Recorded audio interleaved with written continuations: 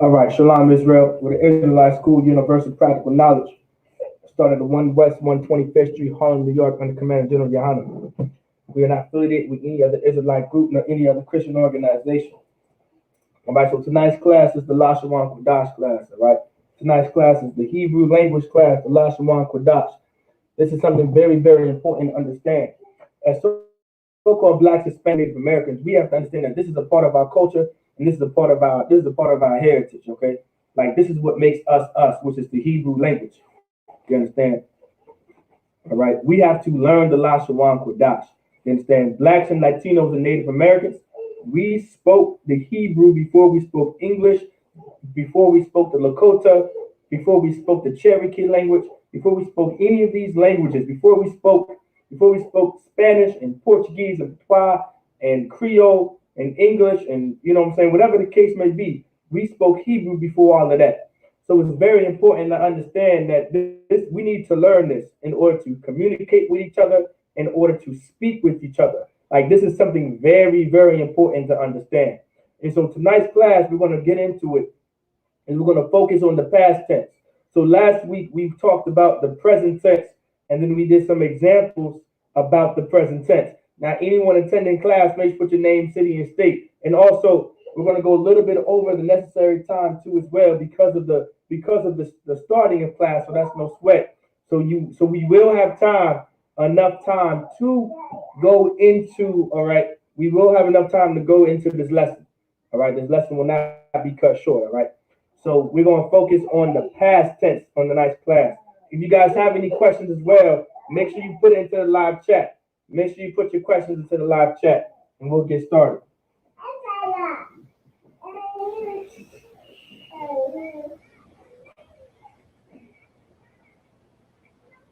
Now remember, we'll be doing this is part of verb conjugations, all right? All right, verb conjugations. Let me see. Let me add that there too. Verb conjugations.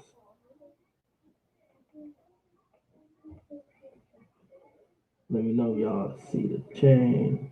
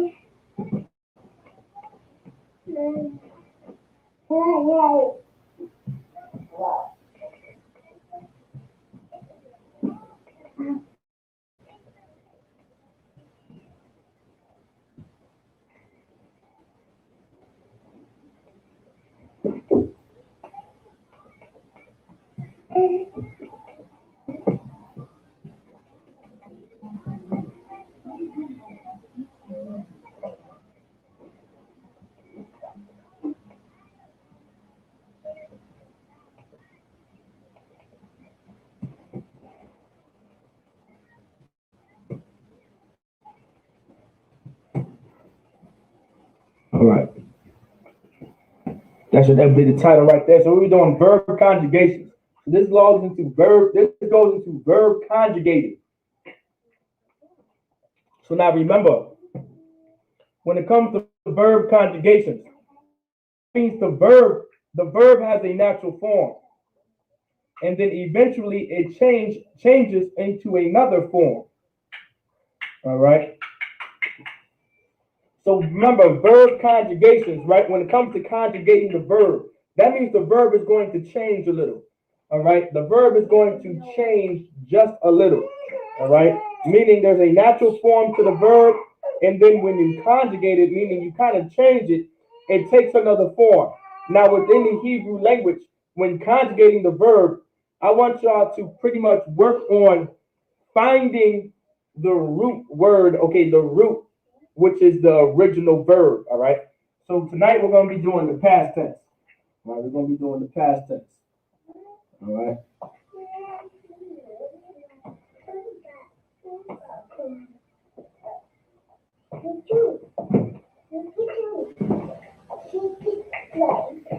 All right, so we're going to be doing the past tense. So the past, so you got the present tense, you have the past tense, and then you have the future tense. So you have different tenses, right? You have the past, the future, and the present. So last week we did the present, and we did a little bit of messing around with the present. Now we're going to get into the past tense. All right. We're going to be focusing on these tenses and these verb conjugations because this is how you speak the language. Like once you learn the verb conjugations and study these conjugations and study these tenses, which involves conjugating these verbs, you're going to get really, you're going to be in tune in how to speak the Hebrew. All right. Now remember, if anyone in class, make sure you put your name, city, and state, and also don't forget to ask any questions as well. All right. Don't forget to ask any questions. All right. So we're going to get to it. So we're going to use a verb. All right. Does anybody want to use a specific verb? If so, I'll go ahead and choose it for time's sake as well. All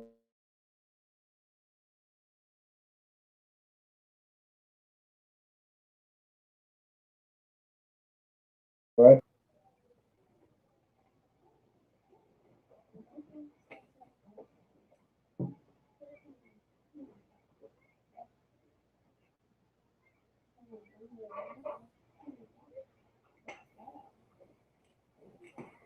So let's get it.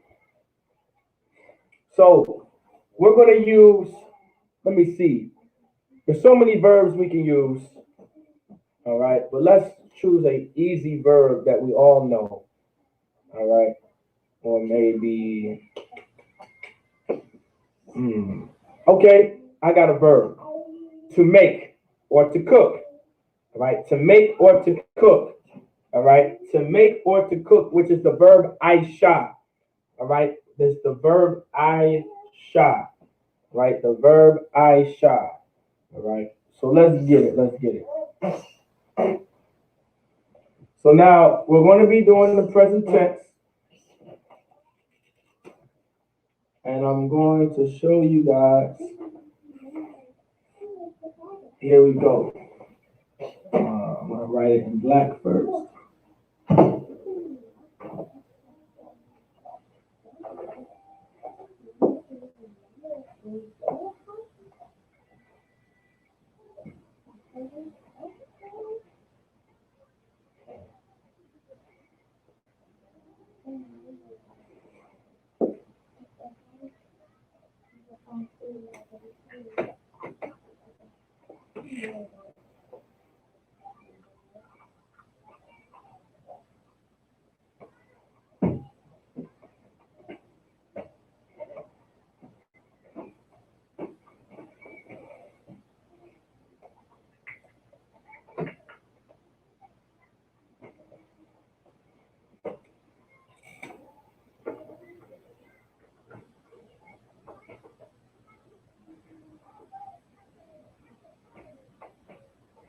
And Salaki. I can't do that without giving y'all the like I almost broke the rule. Salaki. I'm surprised. I'm sure y'all caught on. 1 second. Okay, remember, everything is based off of your subject pronoun. All right, everything is based off of your subject pronoun. All right, so the subject pronoun we're going to get first is anya. All right, anya. Anya is I am. This is your I am. All right, that is your subject pronoun right here. Now remember and pay attention closely. Everything is based off of your subject pronoun. You're not going to be able to conjugate the verb unless you have your subject pronoun. Remember, you are not going to be able to conjugate any of these words or to conjugate or change any of these verbs unless you know your subject pronoun. So this is the subject pronoun anya. Your anya is either I or I am. All right, I or I am. Let me go ahead and add the I/I am. All right, so your subject pronoun is either I or I am. All right, I or I am. That's your anya. That's your subject pronoun. So since you know your subject pronoun, now you know how to conjugate the verb. Now you know what the verb is going to look like.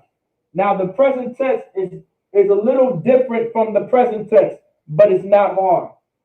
What helps you remember The present tense was the Y between the first and second letter, and everything else was very similar. With the past tense, to remember the past tense is more so memorization. All right, you have to memorize the order of things. So now you have Aisha, which means to make, all right, or to cook. You have Aisha, all right, Saya. Aisha, Saya, which would be made.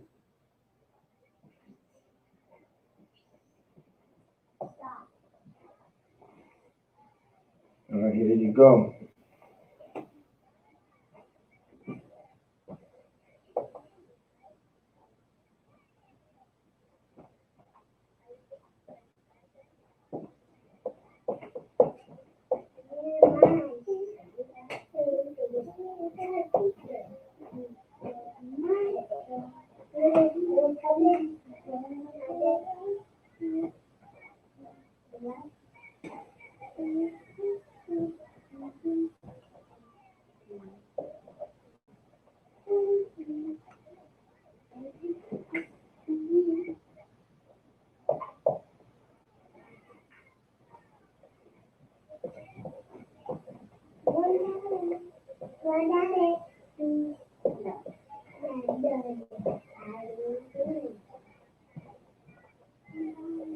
So here you go.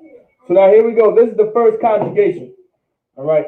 So now this is the past tense. Now remember, this is the past tense. Remember, everything is based off your subject pronoun. So your subject pronoun is anya. You have your I and your I am. Right? So now you have your I, your anya, which is I, your I am. Now the verb we're using is Aisha. All right. Aisha is the verb. All right. Aisha is the verb. This right here, let me mark it. This right here is the original verb right here. All right. This is the original verb right here. See that? Mark it with red. That's the original verb right there. Is Aisha. Aisha, which means to make or to cook. All right. So if you want to make something or to cook something, you would use the word Aisha. If you want to make something that's done, all right. If you want to make something, cook something, to do something, or to complete something, you would use the word Aisha. So I said made in this case. To make, all right, made or completed or cooked. Something in the past tense, all right? So anya, I or I am, that's your subject pronoun. Now here's your verb. This is Aisha.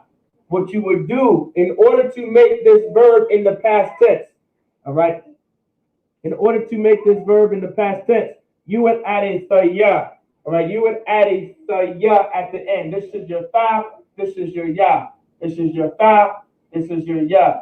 Saya, which would make that verb past tense, meaning it happened in the past, meaning you did it or you made it. So whatever you wanted to make or whatever you wanted to complete or whatever you wanted to finish in the past tense, like I finished my job or I finished my work, you would say Aisha Saya. You would say Anya Aisha Saya, and then whatever word, like I worked, I finished my work, or I finished my job. That'd be more so, you would say Ibadya. All right, Ibad meaning to work, all right, or to service something, Ibad meaning to work. And then the ya at the end would be the past, what would be the my work. So if you want to say Anya Aisha Saya Ibadya, you would literally, that's literally saying I made my job or I finished my work or I finished my job. The verb Aisha means to make, to cook, to finish, to complete, to make, to do something, all right, whatever the case may be, right? That's what the verb Aisha means. So literally, this could literally mean I did it. Like I did whatever it is. Like I did my job. You would say Anya Aisha Saya Ibadya. That will literally say, I did my job, or I finished my job, or I completed my job. You would use Aisha. Remember, this is the root verb, Aisha. Aisha meaning to do, to make, to cook, to finish, to complete. Aisha Thaya. The conjugation is add a Thaya at the end of the verb. This is the verb. This is the ending. So if you see Aisha Thaya, that's literally saying I, whatever. This is a specific conjugation based off of the subject pronoun anya. Now remember, you cannot conjugate anything. Get off your brother like that. All right. You cannot finish. You cannot conjugate any verb unless it was so. All right.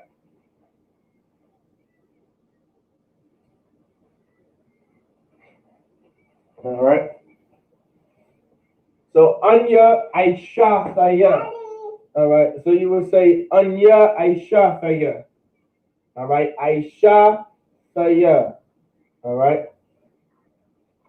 Remember, if you guys have any questions, you guys can put it into the live chat. All right.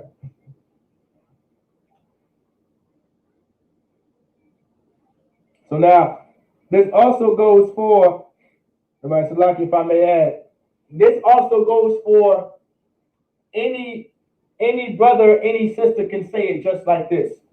All right. This is for both genders. All right, or both positions. Aisha Thaya. So you can be a sister and still say Aisha Thaya. You can still be a brother and say Aisha Thaya. Depending, remember, conjugating verbs, all right, and speaking in the Hebrew, it does matter who you're talking to, all right, or who you're talking about, or who it's coming from. Our language is very gender-based, all right? There's a masculine tense, there's a feminine tense, or there's a position of authority tense, or there's a subservient tense. It does matter who's speaking and what and who. Like it does matter who is speaking. It also matters what you are talking about and who you are referring to, and whatever the case may be. So you want to keep that in mind, all right? You want to keep that in mind. It does matter. It does matter. So, all right. So you don't want to all right. So with that being said, let's get to the next one. So in this case, this is for male or female, position of authority and subservient. All right.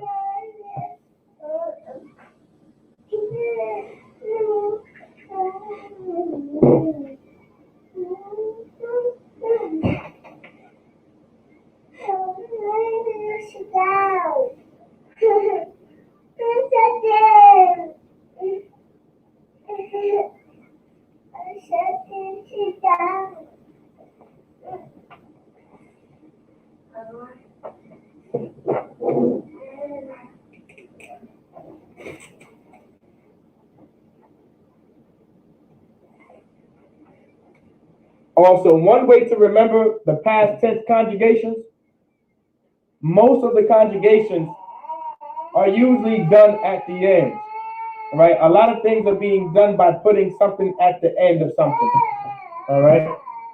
That's usually what it is, all right? All right? Okay.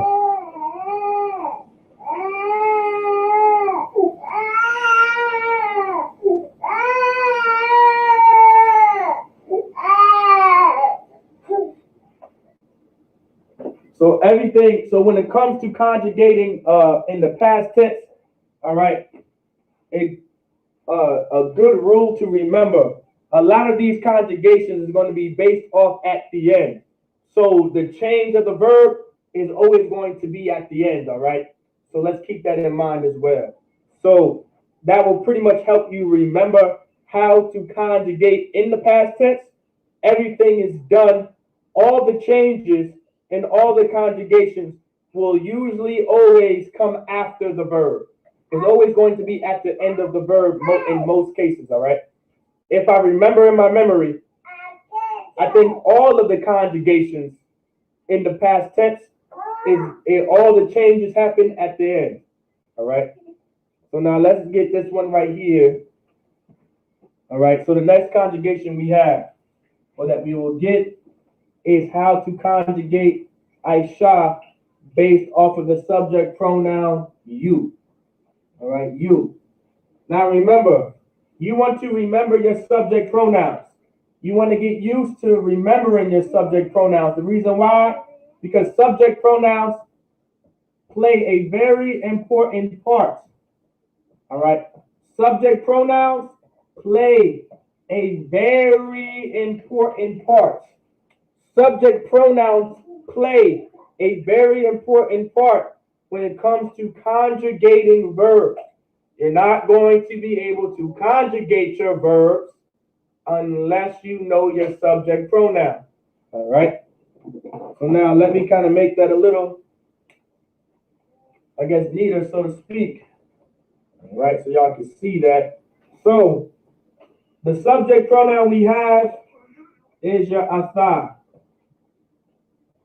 That's what we have. Your tha. Your tha. It's a tha. All right. So the subject pronoun we have is atha, meaning you. So atha means you, right? The subject pronoun you. So atha means you in the Hebrew. The verb we're using is aisha, which means to do, to make, to cook, to complete, to finish, which is aisha. All of these things are used under the verb aisha, depending on the context and depending what's being talked about is depending on the meaning of that verb. It could mean to do, to make, to finish, to complete, to cook, whatever the case may be. So it says you, asa, meaning you, that's the subject pronoun. You have aisha. Aisha is the verb. What you would do is, this is aishatha, aishatha, aishatha, aishatha, like it, aishatha, aishatha, aishatha, aishatha, aishatha. All right, atha, aishatha. All right, aishatha. All right, aishatha meaning or it's like a you made. All right, or you cooked, or you finished it, or you completed it, whatever the case may be, is being spoken in the past tense. All right? It's being spoken in the past tense. Aisha, meaning you made, you make, you cooked, or whatever the case may be. Aisha. All right? What you would do in order to conjugate this, meaning add a tha at the end of the verb. So in order to conjugate the verb aisha, or to conjugate any verb, like it does not matter. You can conjugate any verb, right, based off of the subject pronoun. So no matter what verb you use here, the conjugation will always be the same based off of the subject pronoun. So no matter what verb you use, the conjugation will always be the same based off of the subject pronoun. Remember that. No matter what verb you use, the conjugation will be the same based off of the subject pronoun. So the subject pronoun is you, which is atha, all right? And you would add a tha at the end of the verb. This is the verb aisha. So you would say aisha tha, which means made, or it could mean cooked, or it can mean finished, or it can mean completed. So this sentence means you made whatever it may be, or you completed whatever it was, or you finished whatever it may be. You cooked, you made, you did whatever it was. Because aisha also means to do. So this can also mean you did. All right, let me write that too so y'all know. If y'all wanted to say did, all right, like D-I-D, the past tense for do, all right, there you go. Did. All right, did. Remember, this is the same thing. Did. All right, did. All right, you did. I'm also going to change the verb too as well. All right, because I actually want to make a good point. All right, I want to make a good point. on how to conjugate more verbs.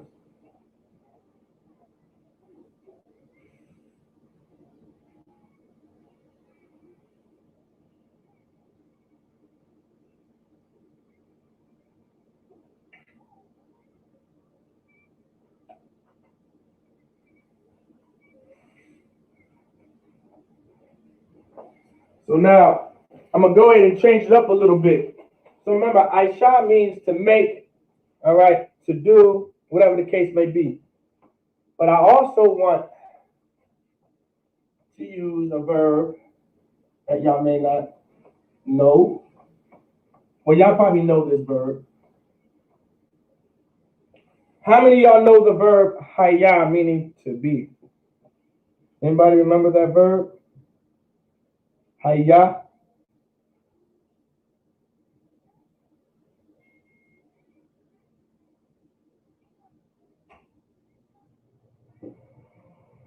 Let's get it. Haya. All right. Haya. Haya. All right. So you have a verb called haya, which means to be.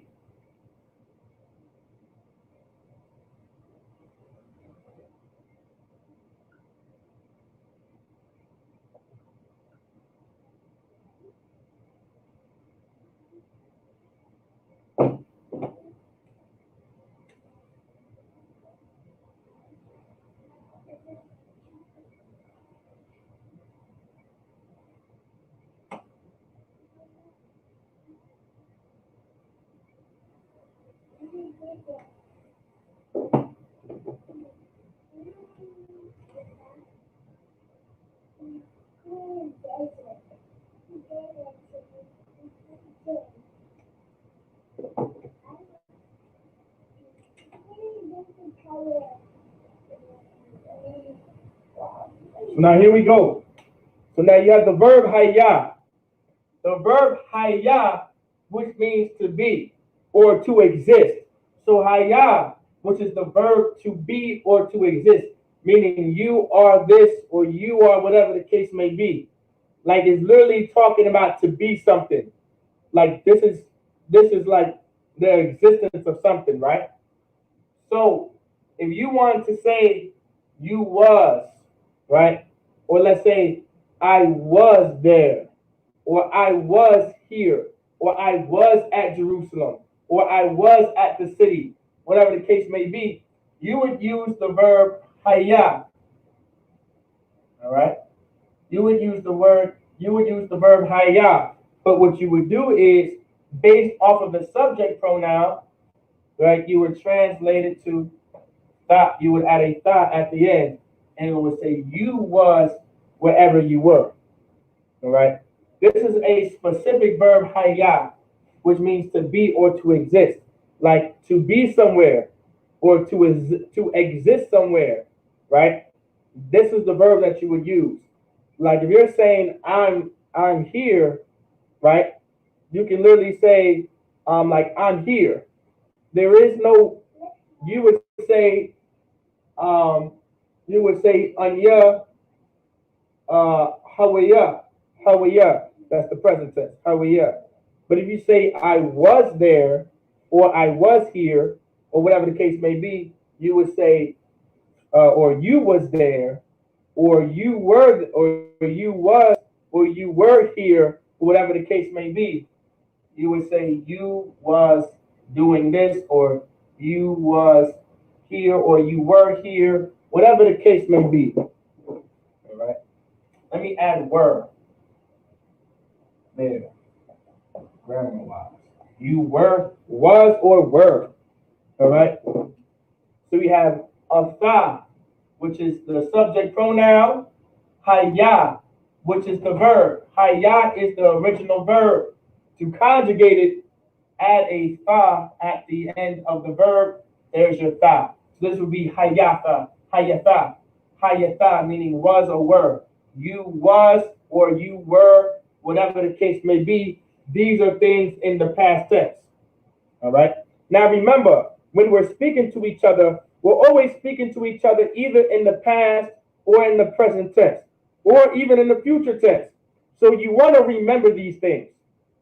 And don't get it twisted. Next week, we're going to get into, we're going to kind of make sentences like we did last time in the present tense and kind of get a real understanding on how to make sentences and how to structure sentences in the past tense. I'm kind of giving you a taste here, all right? I'm giving you like a little taste to kind of, this is the foundation. This is the taste of it. You would say atha hayatha, meaning you was or you were. And whatever sentence you want to make, you'll base it off of that. All right, remember, last week we went on structured sentences. Next week we'll do the same thing, but in the past tense. So remember, to conjugate the verb haya, which is the verb based off of the subject pronoun, you would add a tha at the end. Add a tha at the end of the verb. All right?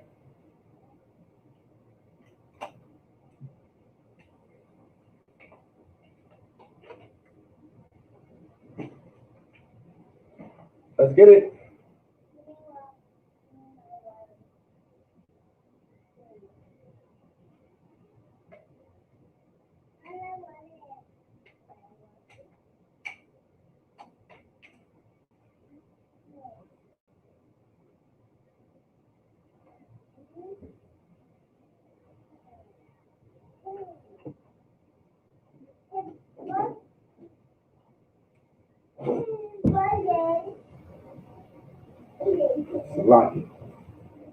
Next, we're going to get the verb. All right. We're going to get the subject pronoun he. All right. We're going to get the subject pronoun he.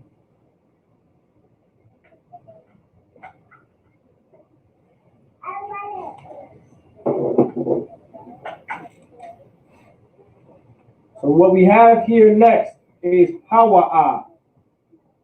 Hawa'a. Which equals he, which means he. So next we have the subject pronoun he. The subject pronoun he in the Hebrew is hawa'a. Hawa'a. Hawa'a is how you would say he. That's the subject pronoun. Remember, in order to conjugate these words, in order to conjugate these verbs, right, you have to know the subject pronoun. All the conjugations are based off of the subject pronoun. If you do not know the subject pronoun, you're not going to be able to conjugate these verbs. You're not going to be able to change these words up, all right? You're not going to be able to. So you have hawa'a, which is he. Hawa'a is he. This is how you would say he in the Hebrew, hawa'a, all right? To conjugate the verb haya based off the subject pronoun he, you do nothing to it. You keep it the same. It stays the same. So haya, all right, haya stays the same. All right, haya stays the same. Now, with that being said, the original form of haya is with a ha at the end. All right, so haya is spelled with an H at the end. All right, but when adding stuff to the verb haya, you can drop the ha and add whatever you would like. Okay, that's a common rule. So when you see certain verbs are not always spelled with all the letters. For an example, Aisha is one of them, and Haya is one of them. What I noticed is most verbs that have a ha at the end of them, that ha gets dropped, and then whatever extra characters are added in its place. All right. So the original way to spell Haya is with a ha and a ya and a ha, but that ah gets cut off. But when you want to conjugate it, you can just drop that ha and then add whatever and add the conjugation to it.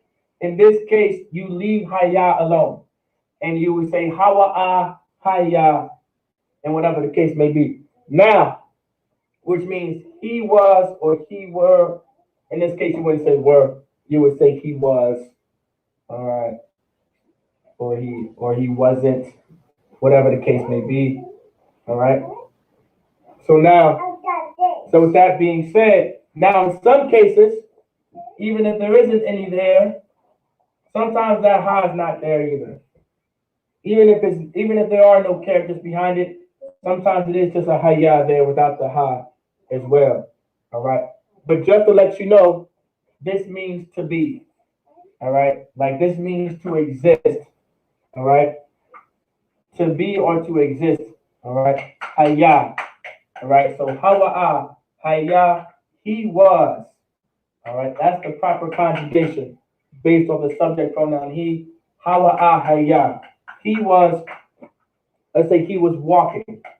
Hawa'a, hayya, halak. He was walking. All right. Y'all get the point? Hayya was, which means to exist. But in this case, it's to exist or to be in the past tense. So to exist or to be in the past tense would be was or were. Depending on the subject pronoun you use, it changes. All right. So hawa'a meaning he, and then hayya, all right, meaning was or were. So he was walking or he was going to the store. Whatever sentence you would like to structure, just know, let your conjugation be correct. All right, let your conjugation be correct. Hawa'a, hayya. Add nothing, right? Add nothing at the end of the verb, meaning you leave it alone. All right, you leave it alone.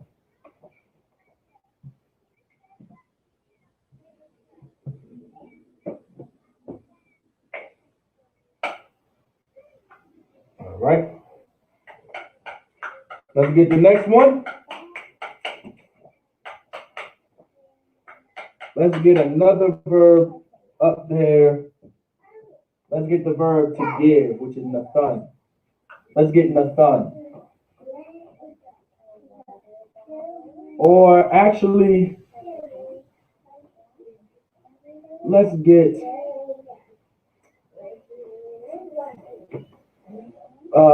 another verb that we haven't used.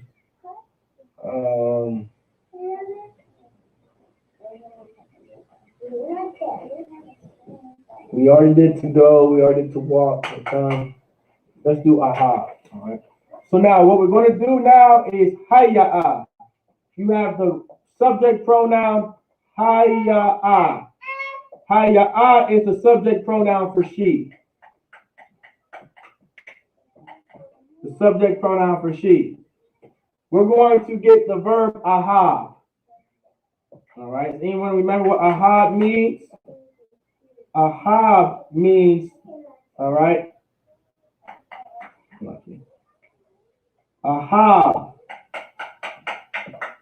means to love.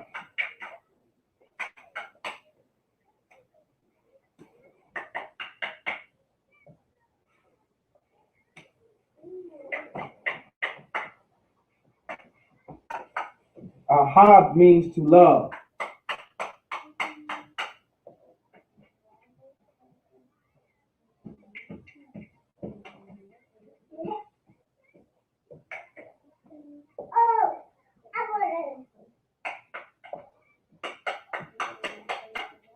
Aha means to love.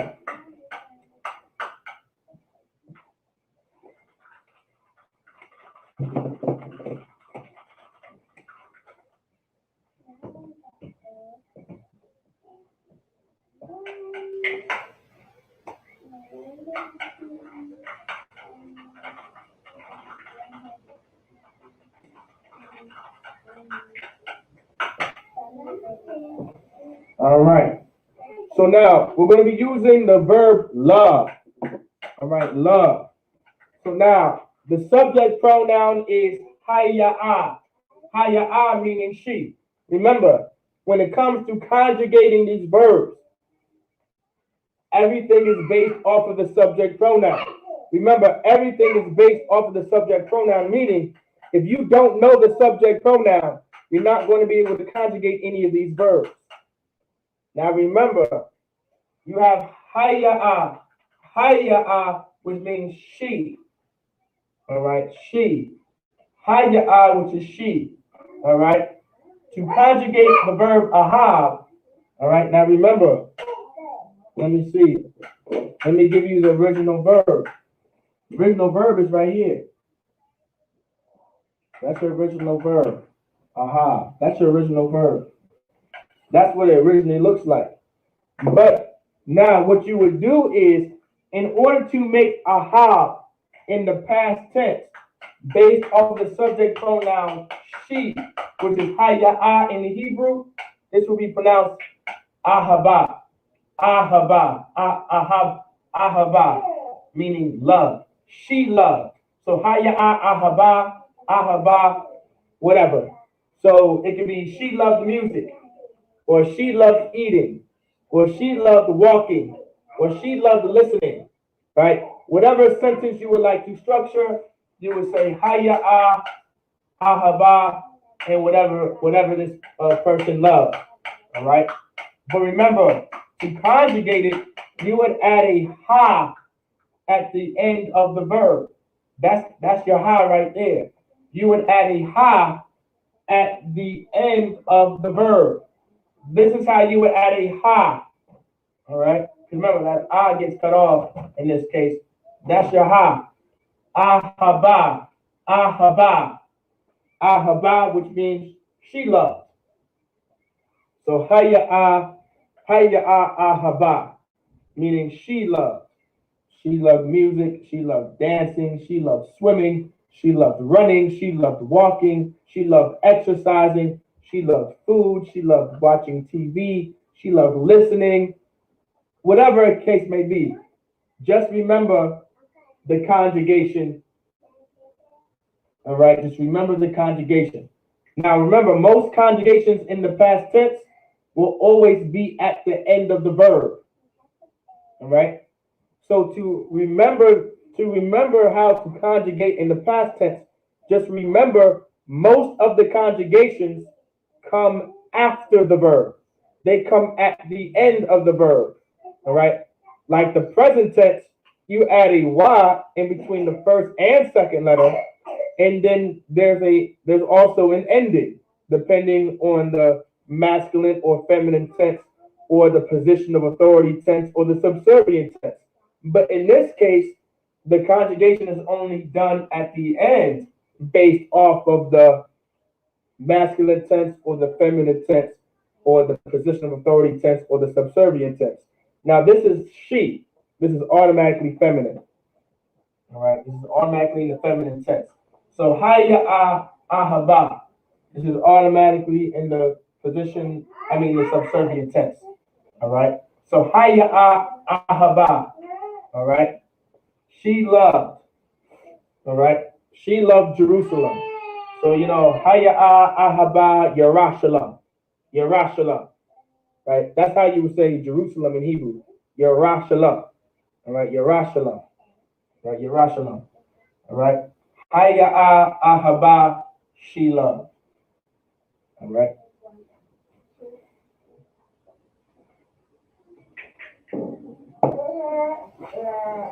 No sweat.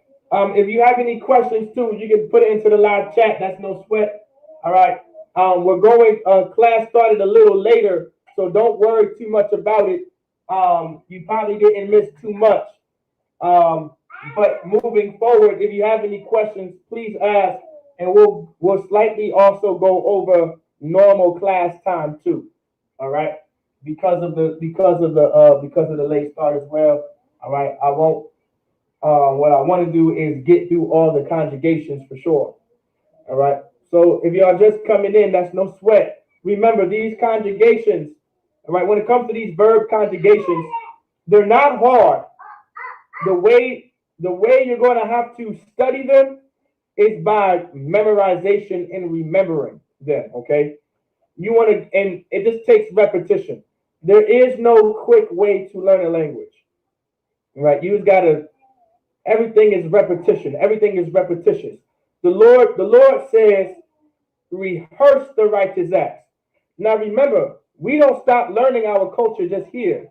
When Christ returns, all right, when the Most High returns, when we're in that wilderness, we're going to be teaching our people how to be Israelites, how to be Jews. We're going to be teaching all the Native Americans right? How disgusting it was to not celebrate Thanksgiving. It's like how disgusting it was for our brothers and sisters to celebrate Thanksgiving when it was the murder of our people. Like, we're going to be teaching them in the wilderness. We're going to be teaching the Latinos, the Cubans, the Mexicans, the Navajo, the Iroquois how to speak Hebrew. Like, we're going to relearn our culture and we're going to relearn our entire heritage in the wilderness. All right. So just remember, this is something very important. Do not take this lightly. All right. It's something very important. All right. So when it comes to verb conjugations, all right, it boils down to rehearsing the righteous acts. It boils down to memorizing and remembering these changes. To remember these conjugations, and this is how you would do it. You have you want to remember these conjugations and make sure you put them in your notes and study them. Right? You study them.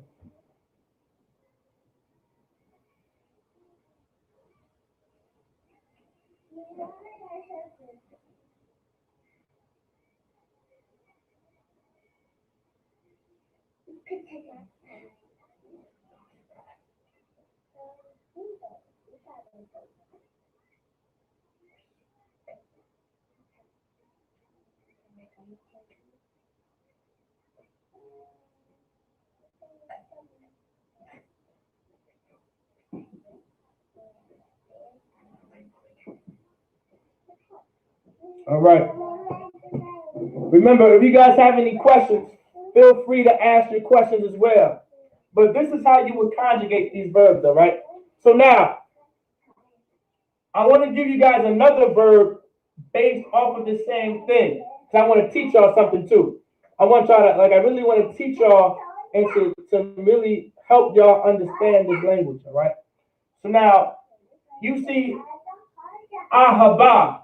The original way to write the verb, all right, ahab is, let's get rid of this, all right? That's the original verb right here, ahab, all right? Ahab. It has no ha. In order to add that ha, all right, you would literally have to write in that A that finishes the ba, and then you would go ahead and put down that H that completes the ha. All right. But now let's give an example. Let's say we have a verb, right? Let's say we have a verb that has a ha already at the end of it. Like, for instance, for an example, we have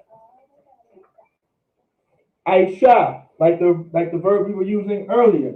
But Aisha is spelled I-S-H-A-H,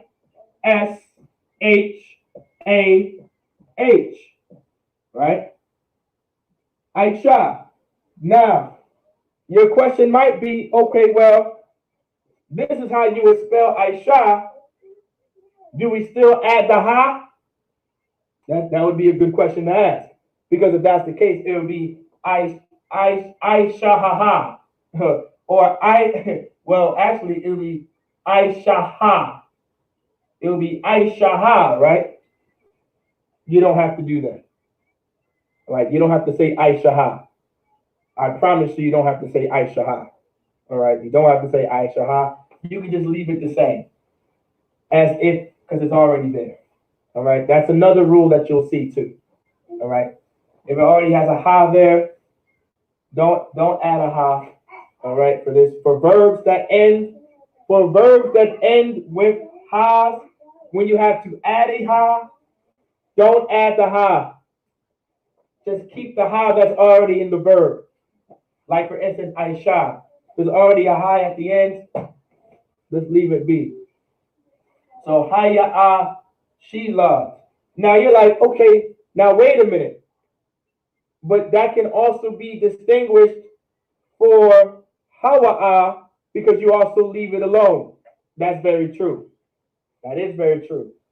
But in most cases, if there's a ha at the end of Aisha, it's talking about Hayya. But let's say if it was Hawa'a, and you still leave the verb the same, in most cases, the how won't be there. It will just say Aisha. All right? For hawa. Okay? Not to confuse anyone. All right? Let me know if I did confuse you. All right? Let me know if you understand that before we move on to the next conjugation. Let me know before we move on. I don't want you guys to be confused.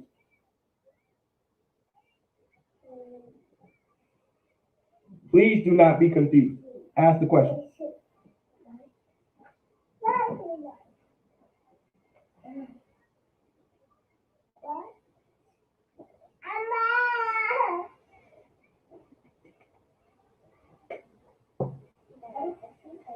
All right. Just let me know. All right. But let's move on to the next conjugation. All right.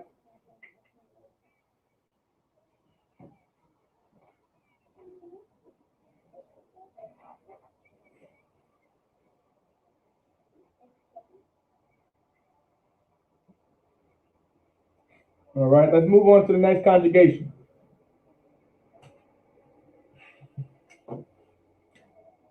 So the next conjugation we'll have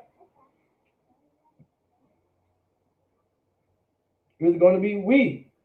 All right. Well, that's the subject pronoun. All right. So now you have anak nawa. Right. Nak nawa, which is we. This is how you would say we in the Hebrew, which is anak nawa. All right. Anak nawa is how you would say we in the Hebrew.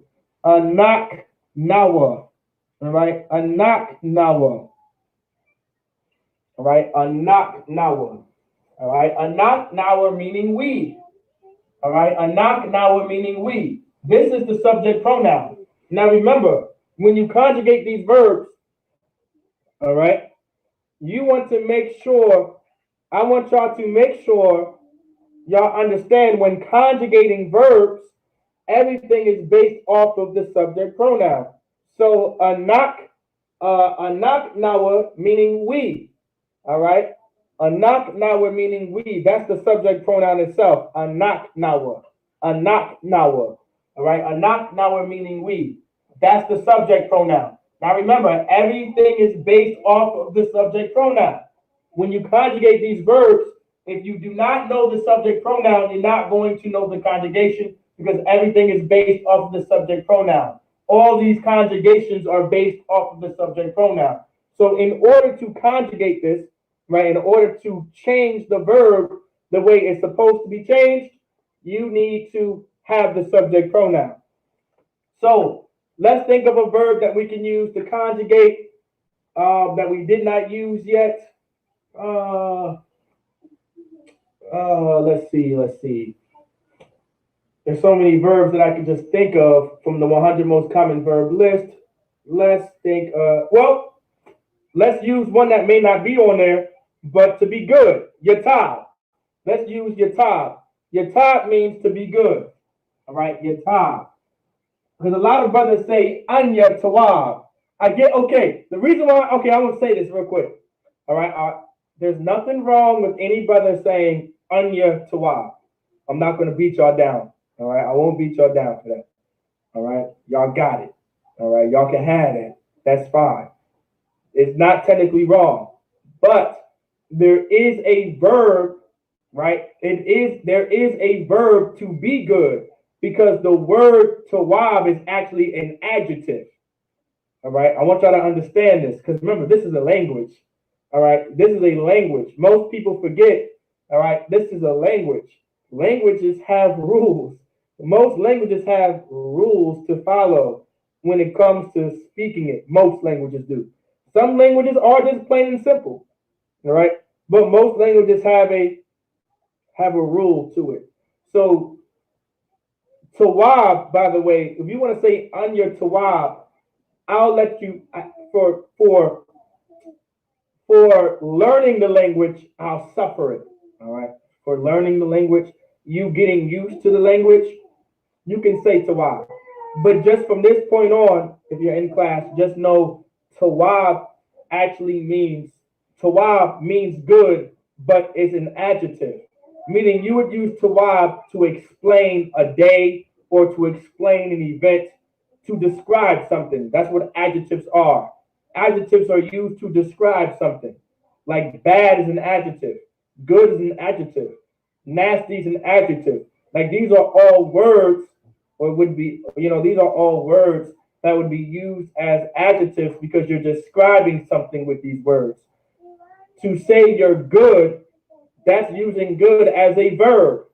All right. In Hebrew, there's an actual verb meaning to be good. All right. And it's not the same as in English where the verb and the adjective are the same. All right. But tawab does come from the verb yatab. So to say yatab is Y-A-T-A-B, yatab, which means to be good. All right, yatab means to be good. But now to conjugate it based off of the subject pronoun, all right, this is what you would do. You would add a nawa at the end of it, a nawa or nawa. All right.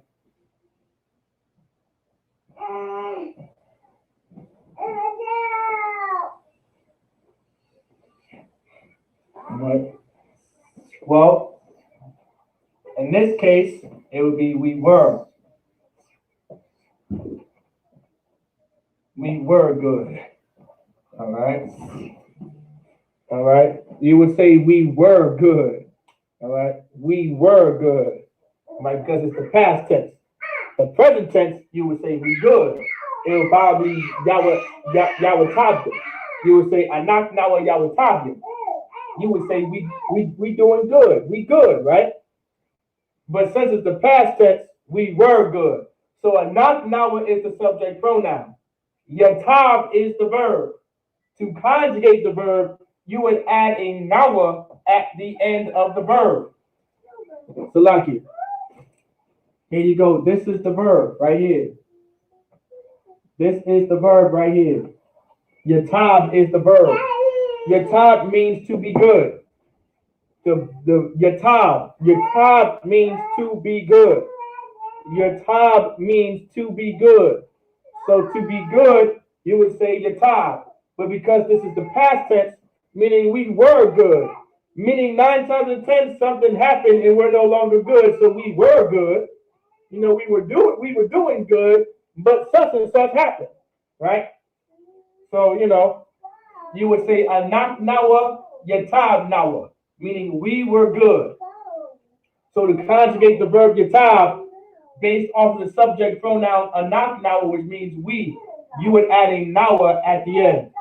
So you would say yatab nawa, yatab nawa. Now you don't have to say the anak nawa because it's implied. You can just say yatab nawa, and we would know you're saying we were good, or we were all right. We were doing good. We were doing all right, and then things went left. Some old bull stuff, whatever.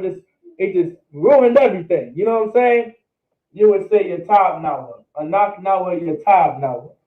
All right. So you would say anak nawa yatab nawa. Whatever happened, we were good, but I don't know, whatever. Think of something. The building fell, or the bicycle got in the way, or the gas station exploded. Whatever happened, all right, just know to conjugate the verb based off of the subject pronoun anak nawa, you would add a nawa. You would add a nawa at the end of the verb. Add a nawa at the end of the verb. When conjugating these verbs in the past tense, a lot of these conjugations will be found at the end of the verb. All right. A lot of these conjugations will be found at the end of the verb. All right. So anak nawa yawatab nawa. All right. Now remember, this comes from memorization. A lot of this stuff, in order to get it down packed, Just remember, it deals with memorizing it. All right, you gotta memorize it. All right, but there are ways to help you memorize. Like for an example, specifically for the past tense, all the conjugations will be found at the end of the verb. Majority of the conjugations will be found at the end of the verb. All right, so yatab nawa. All right, yatab nawa, which would be we were good, meaning something happened and no, now we're no longer good. All right.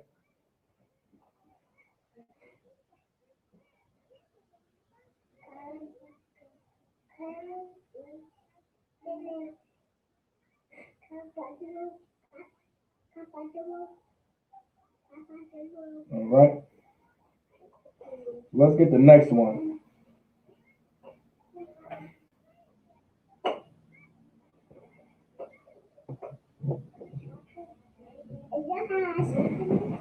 Let's get the next conjugation. And let's get another verb out there. Let's get another verb out there. Let me see.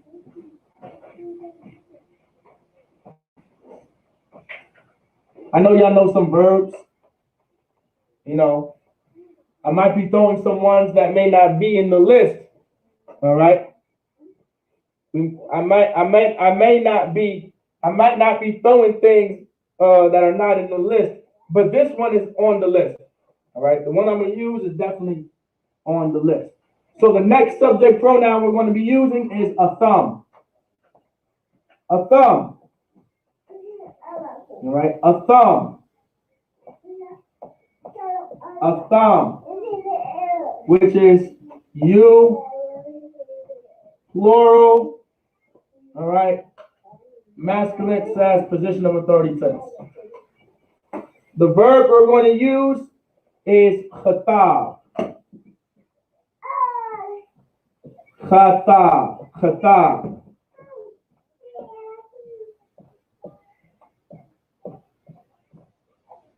Khatab. All right. Kha. Remember the kha. The kha. Khatab. All right. Khatab. All right. So a thumb. A thumb is the you plural in the masculine or the feminine tense. All right. I mean the position of authority tense. All right. You have a thumb is you plural for the masculine or the position of authority tense. A thumb. The verb we're going to be using today is khatab. All right. Khatab. Anybody remember what khatab means? Anybody remember what khatab means? It's on the list.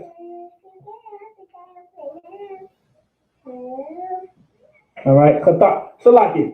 Not khatab. Salaki. Not khatab. Salaki. I may have confused y'all. Not khatab. All right. Not khatab. Khatab is something else. All right.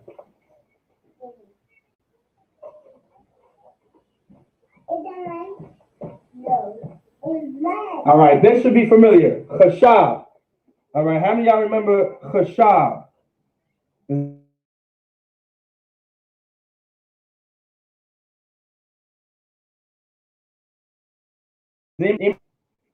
All right, khashab. Khashab. Now remember, a thumb is you plural for the masculine in the position of authority tense. And then the verb we're going to be using is khashab. All right, khashab. All right, khashab. All right. Now remember, all the conjugations is based off of the subject pronoun. All right. So let's get it.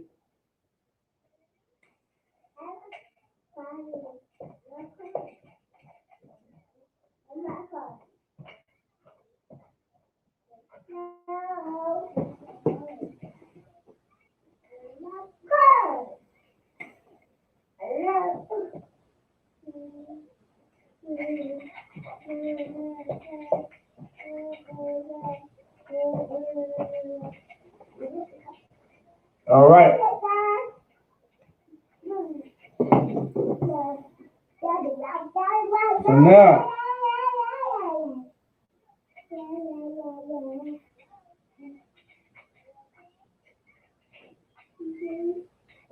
now, what we have on the board is chashab, chashabtam, chashabtam, chashabtam.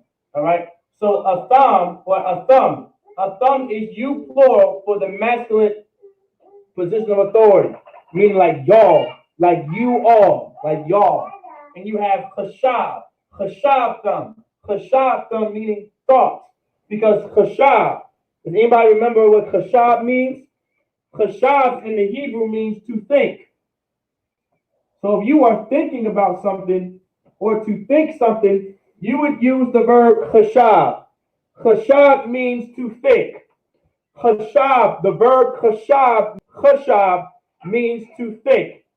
Chashab means to think. Chashab means to think. All right? All right, so chashab means to think. So you have a thumb. A thumb is you plural for the masculine past position of authority tense. Chashab means to think.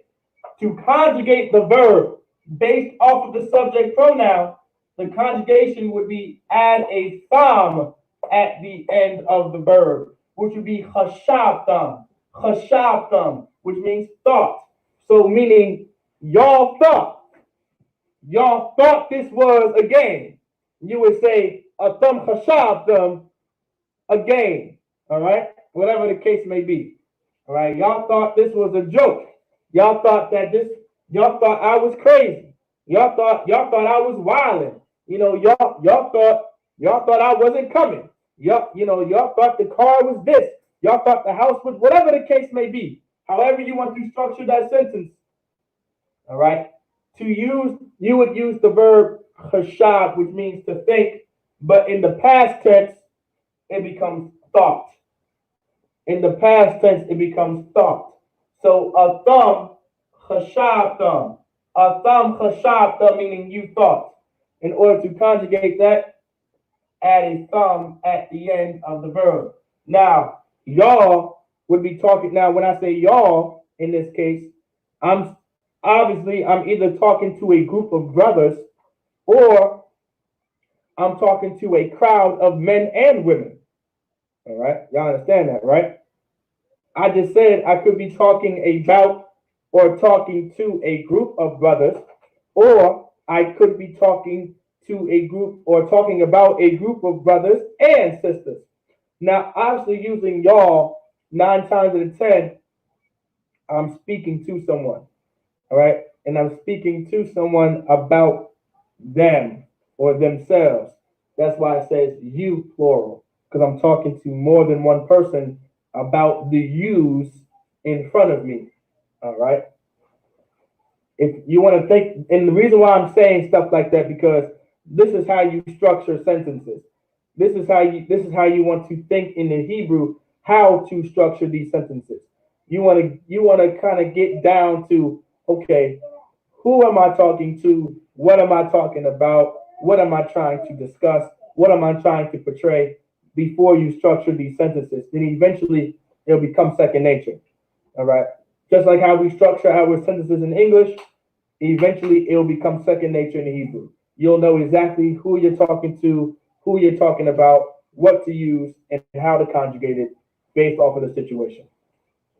So y'all thought chashabtam.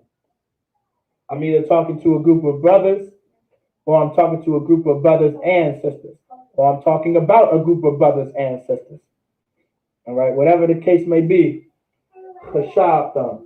Now let's say I'm talking to a group of sisters, right? Now remember, the reason why I said I could be talking to a group of brothers and sisters, because there's brothers there, the masculine tense takes priority. All right.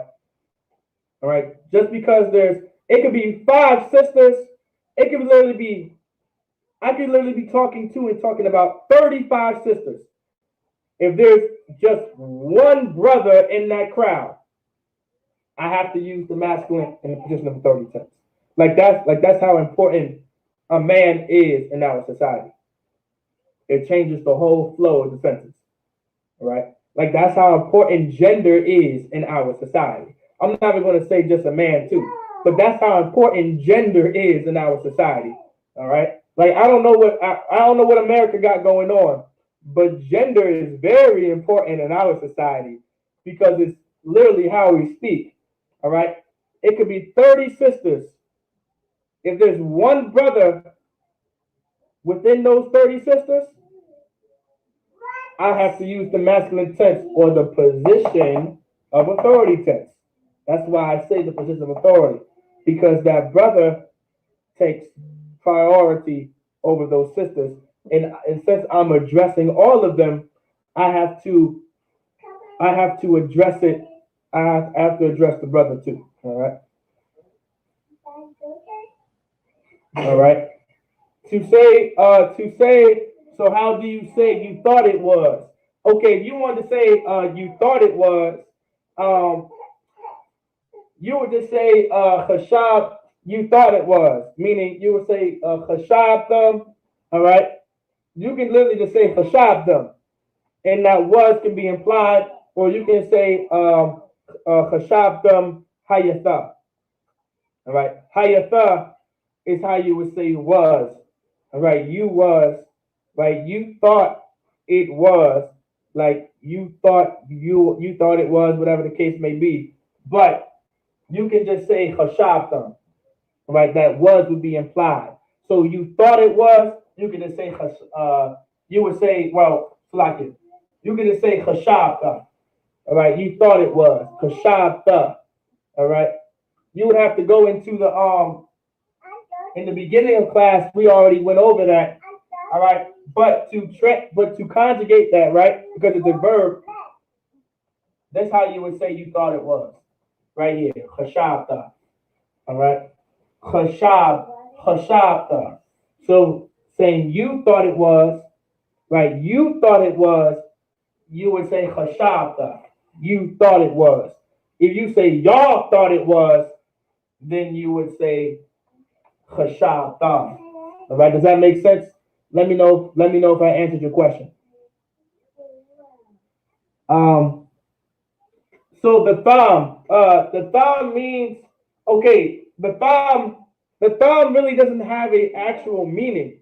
Um, the thumb allows you to know that this is talking about more than one person. So it's how you would conjugate it. Now, of course, it will make more sense. You see how there's a thumb, and you see that a thumb right here, like that's where it comes from. Like this is how you know this is where it comes from. That chashab thumb is being conjugated based off of the thumb. It's pretty much letting you know that you're talking to or talking about more than one person. That's the thumb, if that makes sense. Like that's the meaning of it. Right. Kind of. So that's exactly what that means. Right. That's exactly what that means. So thumb is the past, right? So thumb is letting you know it's the past tense. All right. You thought it was. Y'all thought it was. If you want to say you thought it was, just drop the ma. All right. Just drop that m at the end, and it's chashabta. All right. Now, let's say we're talking to a group of sisters. All right. Let's say we're talking to a group of sisters only, and I'm saying to these sisters, y'all thought it was, or y'all thought this, or you thought whatever y'all thought, whatever the case may be. All right.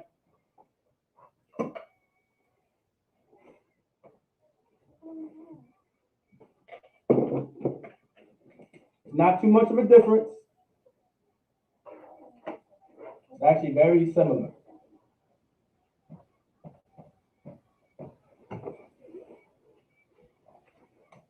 All right. So now what y'all see on the board, now let me see something real quick.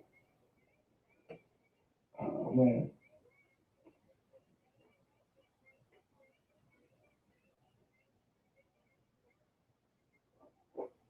Let me see if I can find that scripture real quick. I don't know why it says this board.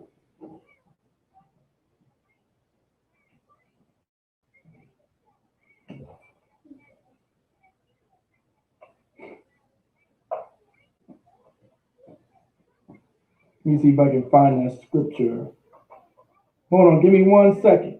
So what you guys see on the board is very similar to the so what y'all see, all right, you see a thun.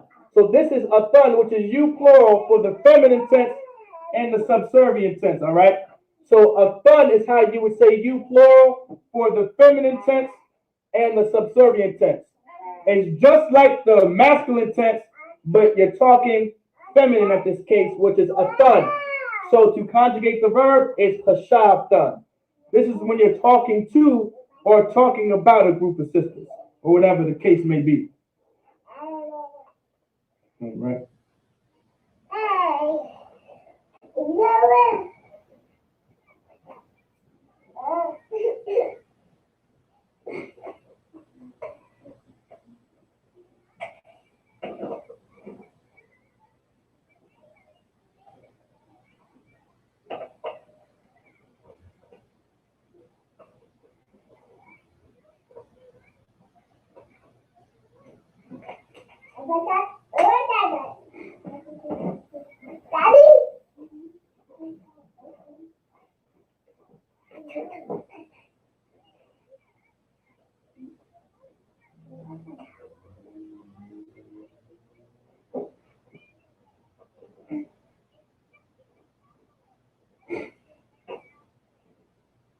Let me see. Well, all right. So now it's very the same. So it's very similar. All right. So you have chashavtan, which means thought. Chashavtan, which is thought. All right. This is how you would conjugate it if you're talking to a group of sisters. So if you're talking to like maybe 40 sisters, or it could be 2 sisters, 3 sisters, y'all be like, oh, y'all thought it was this, or you thought it was red, or you thought it here, whatever the case may be. Now, it doesn't always have to be in that context. I'm only saying that way so you guys understand, you know, this is how you would conjugate it. Of course, it doesn't have to be in that tense. I mean, it doesn't have to be in that flow. I'm just doing that because that's Black culture, that's Latino culture, that's Native American culture. That's how we talk to each other. That's how we joke around with each other. You know, we're like, oh, you thought it was, or you thought it was this. You know, this is how we just talk. Like in the Bible, not to get off too topic, but you know, the Lord says, who do you sport yourselves with? Like you can find that in Isaiah. All right. I believe it's Isaiah chapter 58, verse 4. Is it Isaiah chapter 58, verse 4? I want to say that's Isaiah chapter 57, verse 4. So like Isaiah chapter 57, verse 4 was like, who do you sport yourselves with? Like that's Black, that's part of Black culture. We talk like this. That's in our language. Like this is just how we talk. Like even in our language, like this is us. This is Black culture. This is Native American culture. This is all of that. You know what I'm saying? It's all of that. So you would say chashavtan, meaning thought. Add a thun at the end of the verb. Chashavtan. All right.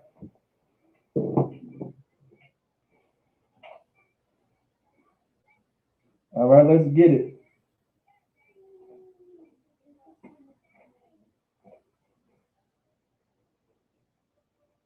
Let's see.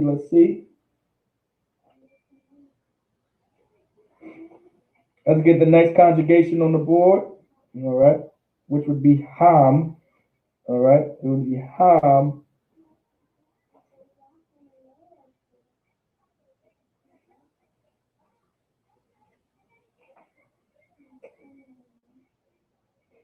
All right. Now ham and han.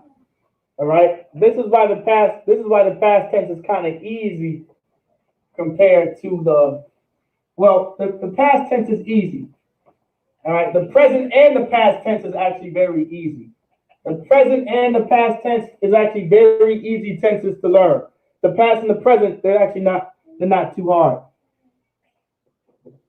Right. A sentence using chashav done, you'll be talking to like a sister, like y'all thought, like you're talking to sisters, like y'all thought, or you're talking about sisters, like, oh yeah, I was saying, like you could be talking, okay, and also like y'all, okay, so remember when I say like you could be talking to a group of sisters, or you could be talking about a group of sisters, you would use kashav dan, because you could be talking to a brother explaining what you said to these sisters.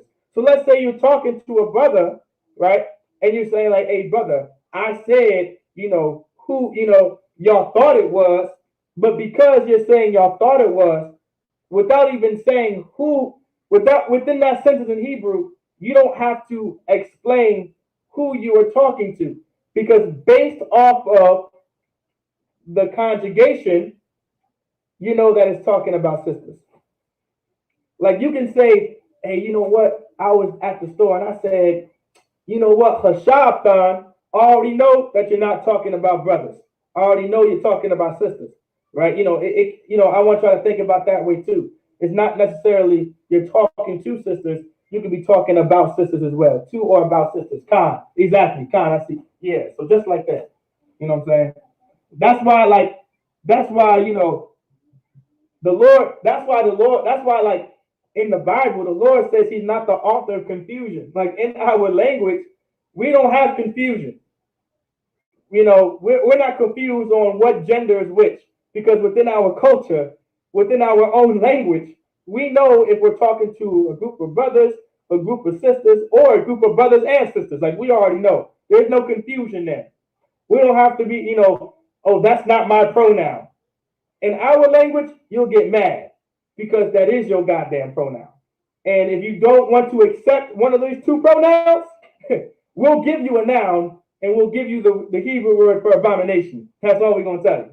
You know what I'm saying? It's just either that or whatever the case may be. But at the end of the day, that's it. Those are all the confusion in our language. Is very gender based, which makes it very easy to learn. All right. All right. So let's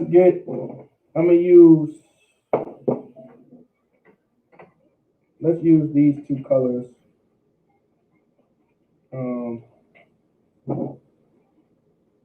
Well, actually, do I want to make them? Well, no, I don't have to. I don't have to. Like it. I don't have to use two different colors.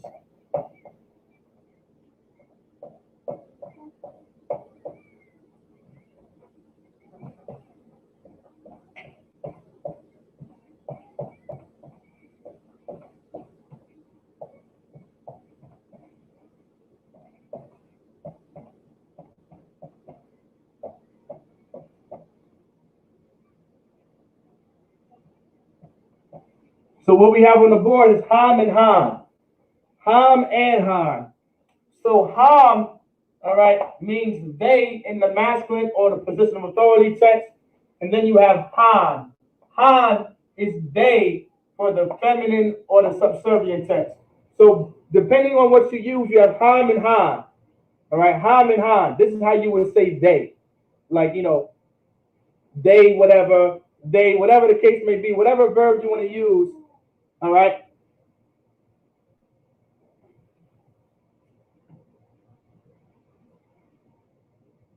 Right, Khan, that's exactly it. It say Amar Aha Ahwafian Khashabtan Khad Hagnawala Khashab. Khan. All right. Khan. If y'all don't know what Cat was saying, he was saying those sisters, all right, thought what he said, Chag, festive, Chag now, that our feast to the Passover, to come to the Passover. All right. So now you have Ham, they, which is masculine position of authority tense, and you have Han, which is they in the feminine in the subservient tense. All right. Ham and Han. All right. Ham and Han. This is how you would say they. All right. These are subject pronouns. All right. But our subject pronouns are very much gender based. All right. Very much gender based. So now, well, let's get rid of this. So how would we let's think of a verb. Let's think of a verb that we can conjugate that we have not used yet that we probably know. Let's say yadai. Let's use yadai. So now we have yadai. Ya, da, I. All right, yadai. Yadai. All right.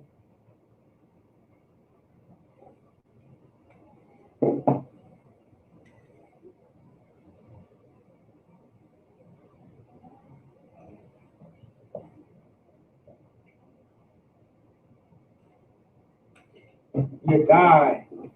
All right. So now remember, everything is based off of the subject pronoun. Now in this case, Ham and Han, they have the very same conjugation. That's not always the case. In the present tense, they have the same conjugation. I mean, in the past tense, they have the same conjugation. In the present tense, they have two separate conjugations. I believe in the future tense too, they have two separate conjugations. But in the past tense, they're the same. All right. With that being said, be discretional when you're making sentences based off of Han and Han. Most cases, a brother or sister will know you're probably you're talking about a group of brothers or a group of sisters or a group of brothers and sisters based off of what you may be talking about. But in some cases, you might want to say Ham or Han to give the context. That's why the subject pronoun is there. The subject pronoun is giving you the subject of who is talking about, all right? And then you get into what is talking about. So Ham and Han. This is the word Yadai. Yadai means to know in the Hebrew. Yadai means to know. So Yadai. Yadai means to know. So in order to conjugate Yadai based off of the subject pronouns Ham and Han, you would add a wa at the end. Add a wa at the end of the verb. Right? You add a wa at the end of the verb, all right? You add a wa. So with that being said, it'll say Yadaiwa. Yadaiwa. Yadaiwa. Yadaiwa. So now some brothers and sisters, when you're reading the Hebrew, right? Sometimes you're wondering, well, why is there a random wa at the end of a word? Well, you might want to look carefully. It could be a conjugation. I don't know. That's why it's so important to learn these things. You know what I'm saying? It could just be a conjugation. Some say, now in some cases, it could be grammar. Well, guess what? This is the grammar. This is the grammar. Now y'all know the grammar sometimes. Sometimes it could be just regular grammar, just to be there, and sometimes it's grammar based off of the conjugation. All right. So Yadaiwa. Why do I say that? Because when it comes to reading the Hebrew, you wanna focus. Salakia, I forgot I changed the verb. You want to focus on finding the root word. This is the original verb. This is what it looks like. Meaning anything after added, right, is how you know it's a conjugation. All right. So you have Yadai. Yadai is the original verb. To add a wa at the end of Yadai, you're conjugating it. All right. So Yadaiwa, meaning they knew. So they knew that this was trouble, or they knew this was wrong, and they knew this was crazy, or they knew that Christ was coming, or they knew not to do this. Like whatever the case may be, or however you want to conjugate the verb, just know you add a wa at the end of the verb. All right. Remember this carefully. You cannot conjugate the verb unless you know the subject pronoun. You have to know the subject pronoun. If you do not know the subject pronoun, you're not going to know how to conjugate the verb. All right? You're not going to know how to conjugate the verb. All right? So Ham and Han, Yadaiwa, meaning they knew. They knew.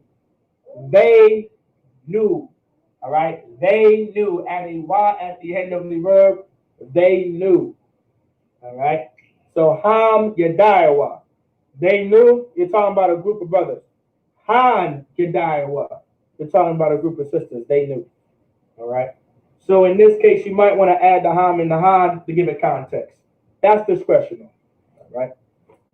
That's not a rule, but it would help. All right? It would help. All right? Especially when it comes to, I say when learning and studying this language, don't try to get too fancy right away. Use the subject pronouns in front of the verbs because it will help other brothers and sisters learn the conjugations too by hearing them. All right? So, you know.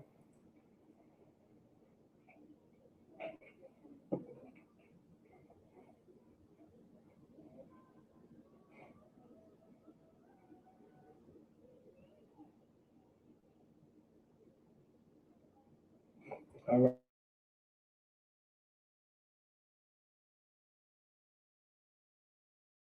right. All right. Does anybody have any questions? All right, I wanted to make sure we got, so these are all the conjugations. Now go back and rewatch this class too if you missed anything. All right, just go back and rewatch the class if you missed anything. All right. If you guys have any questions too, next week we'll be doing the past tense still, but we'll get more into structuring sentences and how to structure sentences properly and get used to making sentences. All right, because we want to actually learn and speak this language. We want to know how to speak it. All right, because I promise you it's not hard at all. All right. So with that, I say Imadim, which means to stand. Men of Israel, we're going to give a curse salute to the brothers, all right? Men of Israel, Madam Shabbat, Ahmadu, Barak, Yahweh Ba'ashim, Yahushua Brakatham, Yadim Matah, Saul Azwafian, which means turn to the sisters. Men of Israel, we're going to give a curse salute to the sisters. Men of Israel, Madam Shabbat, Ahmadu, Barak, Yahweh Shema Alathan Ba'ashim, Yahushua, Yadim Matah. With that, class dismissed.